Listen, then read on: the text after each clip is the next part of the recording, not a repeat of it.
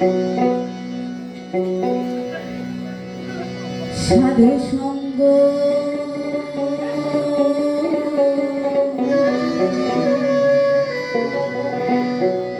ভালো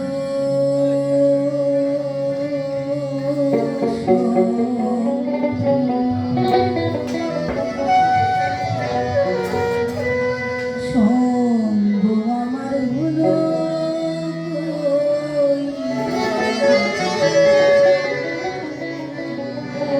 এই সাধু সঙ্গ হলে পরে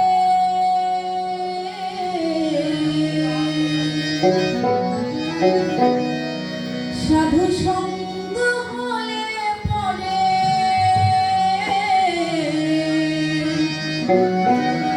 আমি জন্ম থেকে উদ্ধার হই। নমস্কার। বেশিরভাগ গানই আমরা সাধু সঙ্গ কথাটা শুনতে পাই। আমরা সাধারণভাবে বলতে পারি সজ্জন, যারা পবিত্র একটি হৃদয় আত্মা নিয়ে একত্রিত হয়ে একটি পবিত্র স্থানে কোনো ভালো কিছু করার উদ্দেশ্যে, সেটাই হচ্ছে সাধুর মেলা বা সাধু সঙ্গ। সাধু সঙ্গের তাৎপর্যটা অনেক বড়, সেটাকে না যায়। আমি মনে করি আজকে এখানে যারা আছে সকলেই সাধু গুরু বৈষ্ণব। আমি নগণ্য একজন ভক্ত, সেই জন্য থেকে আমি সেটি মনেছি। সাধু সঙ্গ ভালো সঙ্গ, সঙ্গ আমার হলো সাধু সঙ্গ হলে পরে, সাধু সঙ্গ হলে পরে জন্ম থেকে উদ্ধার হই। সাধু সঙ্গ ভালো সঙ্গ, সঙ্গ আমার হলো সাধু সঙ্গ হলে পরে, সাধু সঙ্গ হলে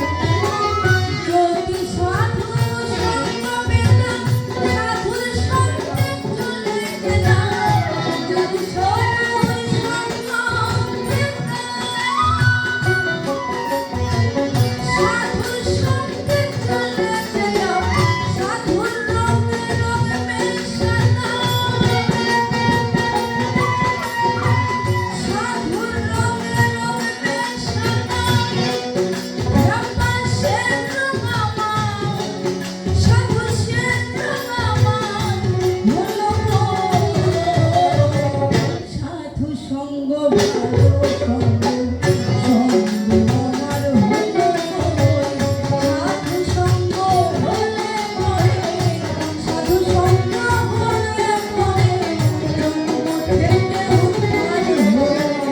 সাধু সঙ্গ ভালো সঙ্গ।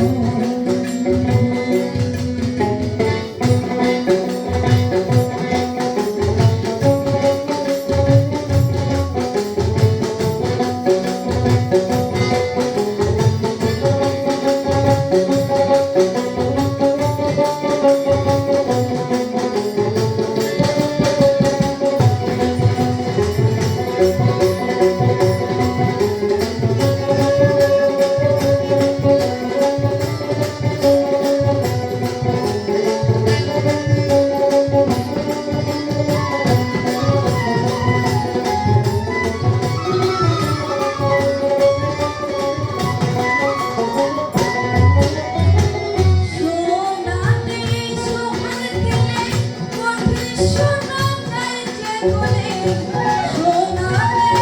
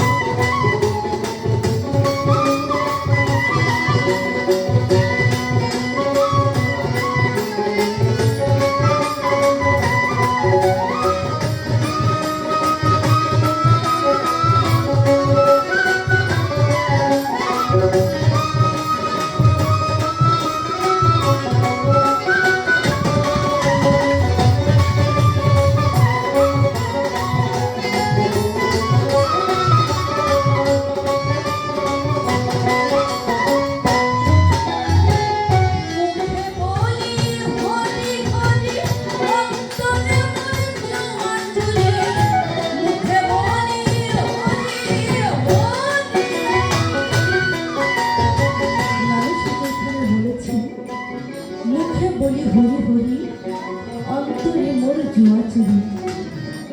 আমার ছোট বোন সুবর্ণা দুটি গান করেছে, একটি প্রেম ধন্য, অন্যটি হচ্ছে রাগ ধন্য।